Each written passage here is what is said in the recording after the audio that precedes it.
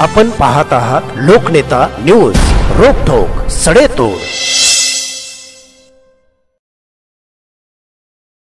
समोर महाराष्ट्र राज्य कोतवाल संघटना या संघटनेचं ठिय्या आंदोलन चालू आहे। ठिय्या आंदोलनाचा तिसरा दिवस आहे।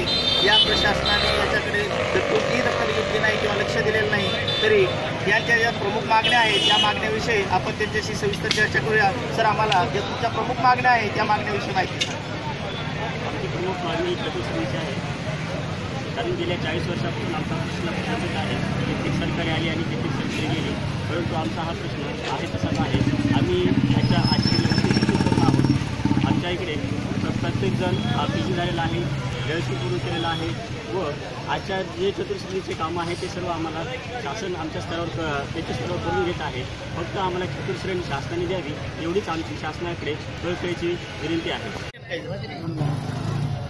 दिनांक 24/12/2018 पासून केस तालुका कोतवाल संघटना व महाराष्ट्रातील कोतवाल संघटनेनं आंदोलनाचा पवित्रा घेतलेला आहे। त्या पवित्र्याचा मागे एक उद्देश म्हणजे असा की शासन आम्हाला 5,000वर 40 वर्षापासून आमची घसरण करीत आहे। आम्हाला चतुर्श्रेणी नाही ना मानधनात वाढ नाही असं कुठलं दिवस आश्वासन देते दरवेळेस। गेल्या वर्षी बी नागपूरला जिथं अधिवेशन झालं तिथंही आम्हाला म्हणजे तुम्हाला चतुर्श्रेणी देण्यात येईल अजून काय देण्यात आलेलं नाही। अजून बी शासनाकडून कुठलाही प्रतिसाद नाही आहे, कुणाला भेट नाही आहे ना काही नाही, काहीसुद्धा नाही। फक्त आम्ही दरवेळेस बसतोच भागतो, बाकी काही नाही। आम्हाला असं माननीय मुख्यमंत्री साहेबाला अशी विनंती आहे की आपण जर थोडंसं आमच्या ह्या कोतवालाबद्दल आपण सगळ्यांचे विचार करतात, अंगणवाडी सेविकेचा विचार केला, आपण पोलीस पाटलांचा केला, आशा वर्करचा केला, जर थोडंसं जर मुख्यमंत्री साहेबांना जर आमचा विचार केला तर आम्हाला एक तुमच्यापासून एक चांगला एक न्याय भेटू शकतो याची आम्हाला तुमच्याकडून भरपूर खात्री आहे। पण थोडंसं विचार करून आम्हाला न्याय द्यावा एवढी साहेबांना माझी विनंती आहे।